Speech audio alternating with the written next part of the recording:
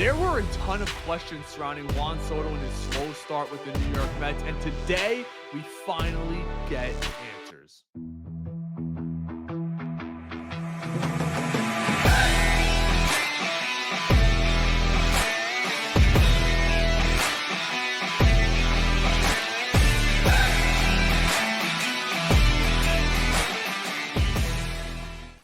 What's going on, Met fans? I am Ray, and welcome back to Metcast. As always, like and subscribe. Consider becoming a member if you want to be guaranteed to get your comments and questions answered live on our live streams. And with that said, folks, John Finnegan over at SNY had an extensive article on the reason why Juan Soto may have started off slow. And it's something that we talked about all season long. And another thing I got to get into today, Eric Chavez released an exclusive interview that he did, kind of talking on the New York Mets and their two hitting coach approach. But I want to get to John's article. Let's give it a look. Here we have it, the article from John Finnegan over at SNY. And yes, you're going to see some clips rolling by of the folks over at SNY. I have an exclusive interview coming out with Joe DeMayo on the Mets offseason. You're going to want to check it out. We ask all the hard-hitting questions.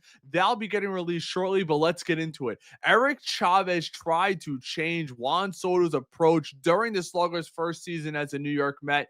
Think about the article, what that's saying right there. It could give us one or two things. It could be after the struggles Eric Chavez tried, or coming into the season trying to sell Juan Soto on what could be even a greater year on top of what he did with the New York Yankees, which I don't think we should have touched him at all. But here we go. Chavez spoke numerous times about Juan Soto trying to do more damage earlier in the count, something that we spoke a lot about on this program.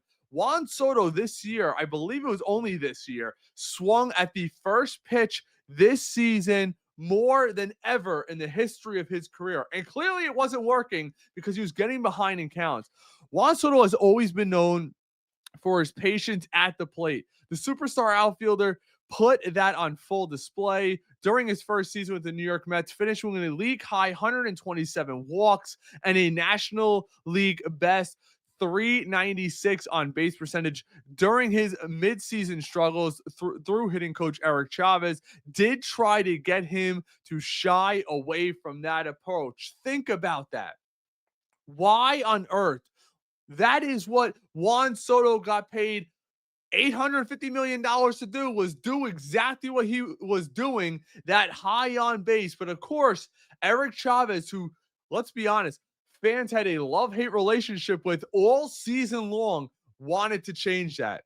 Chavez said on Thursday's episode of Foul Territory that he spoke on numerous times with manager Carlos Mendoza about potentially trying to get the 26-year-old to be more aggressive earlier in the count.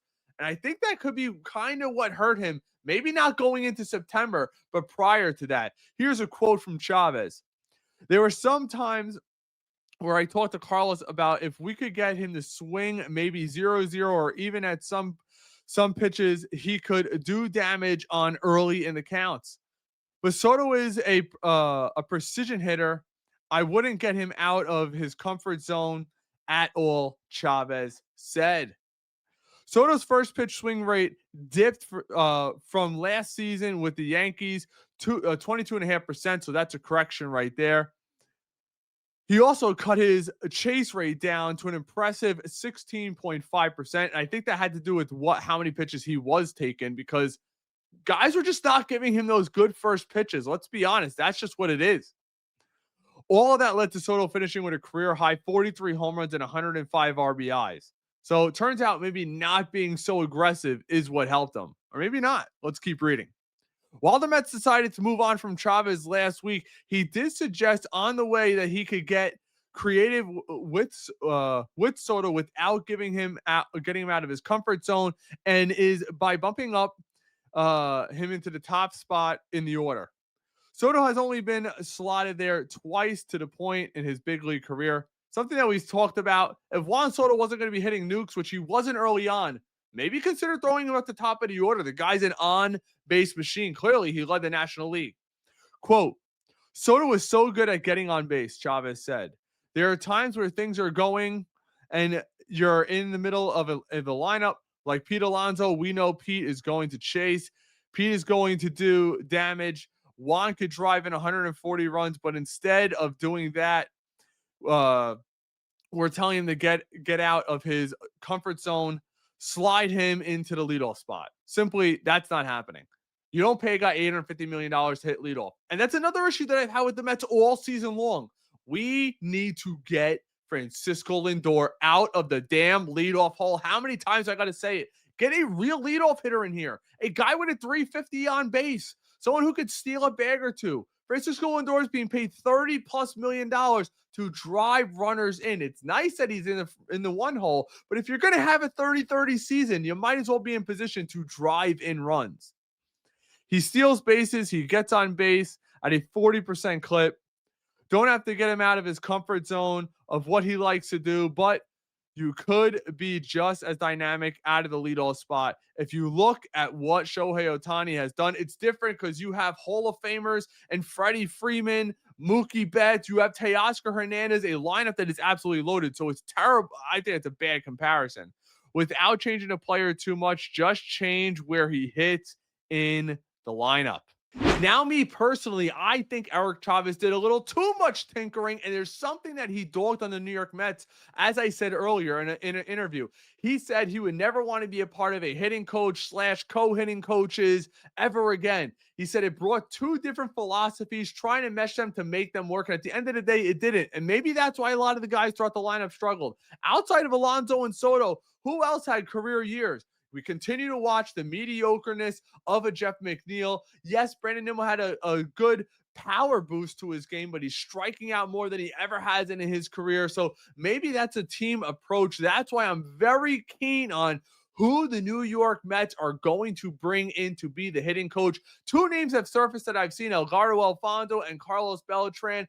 I'm not totally sold on a guy like Beltran. I know a lot of people are saying, well, he's an X's and O's guy, obviously a Hall of Fame talent, switch hitter, so we could teach it from both sides of the plate. But one thing I've learned throughout my entire career covering the New York Mets, just because you are a great player does not mean you're going to make a great manager. Look at guys like Alex Cora. Look at guys like Craig Counsell. Craig Counsell is one of the highest paid managers in the history of baseball with the Cubs. The Mets were pursuing him for that reason. Carlos Mendoza never played a bat, never had that bat in the major leagues.